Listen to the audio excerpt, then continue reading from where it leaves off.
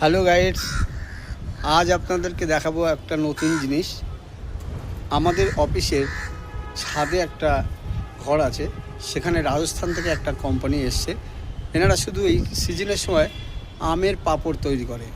তো এই আমের পাঁপড় তৈরি যারা করে খুব খাটনি। সকালবেলায় এনারা মিক্সি মেশিনে করে সেই আমটাকে গুলে কড়া রোদ্দুরে, মানে আমাদের ছাদটা অনেক বড়, সেই ছাদের পরে পুরো থালায় করে এনারা আগে আমটাকে গুলে আবার ওই থালার মধ্যে ঢালে, তারপর আবার থালার থেকে নিচেই বার করে সেটাকে আবার বস্তার উপরে হোক কোনো কিছুর উপরে হোক পাতিয়ে দিয়ে সেটাকে আবার মুছে ভাঁজ করে করে প্যাকিং করে। এটা বাজারে এখন বর্তমান দাম আছে এনারা 300 টাকা করে বিক্রি করে। তো চলুন যাওয়া যাক সেই আম পাঁপড়ের কাছে। তো বন্ধুরা চলো দেখাই। এই যে এখানে দেখতে পাচ্ছ আম, আর এই আমগুলোকে নিয়েই মিক্সি মেশিনে দিয়ে এনারা গুলে তারপর থালায় ঢালে। এই থালায় ঢালার পরে রোদ্দুরে শুকানো হয়। তারপর এগুলো রোদ্দুরে শুকানোর পরে এগুলো থালার থেকে বার করে নিচে নামানো হয়। দেখুন কত কষ্ট রোদ্দুরের মধ্যে, কড়া রোদ্দুর, এখন বাজে প্রায় বেলা 2টো। কীভাবে কষ্ট করে এনারা কাজ করছে, প্রচণ্ড রৌদ্র।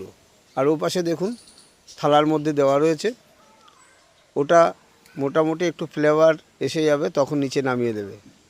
এই নিচে নামানোর পরে আবার এগুলোকে অনেক সুস্বাদু লাগেও, খেতে খুব সুন্দর লাগে, কিন্তু লাগে ঠিকই, কিন্তু আমরা বুঝতে পারছি না এগুলো তৈরি করতে কত কষ্ট। সবাই এরকমভাবে মেহনত করে, যে যে কাজই করে এরকমভাবেই মেহনত করে। তো তাদেরকে আমার স্যালুট জানানো উচিত। কীভাবে রোদ্দুর দেখুন, যে কোনো মুহূর্তে এই রোদ্দুরের তাপে যে কোনো কিছু হয়ে যেতে পারে। তো আমার তো ভীষণ কষ্ট হচ্ছে এনাদেরকে দেখে। খেতে কিন্তু খুবই মজা, কিন্তু যে জিনিসই আমরা মজা করে খাই তার পিছনে কিন্তু প্রচুর কষ্ট লুকিয়ে থাকে, প্রচুর আর এই আম পাঁপড় খেতে ভীষণ সুস্বাদু, টক টক মিষ্টি মিষ্টি, দারুণ লাগে। এটা সিজনাল ব্যবসা, কোনো ভেজাল নেই, নির্ভেজাল একদম। আর তারপরে দেখুন এগুলো রোদ্দুরে শুকানোর পরে পাঁপড়ের মতো করে ভাজ করে রেখেছে। आंटी आम पापड़ कितना रुपया किलो देता है आप? 240 रुपये किलो। हाँ, 240 रुपया किलो होता है। ये खाने के बहुत टेस्टी है, बहुत टेस्टी है, बहुत टेस्टी।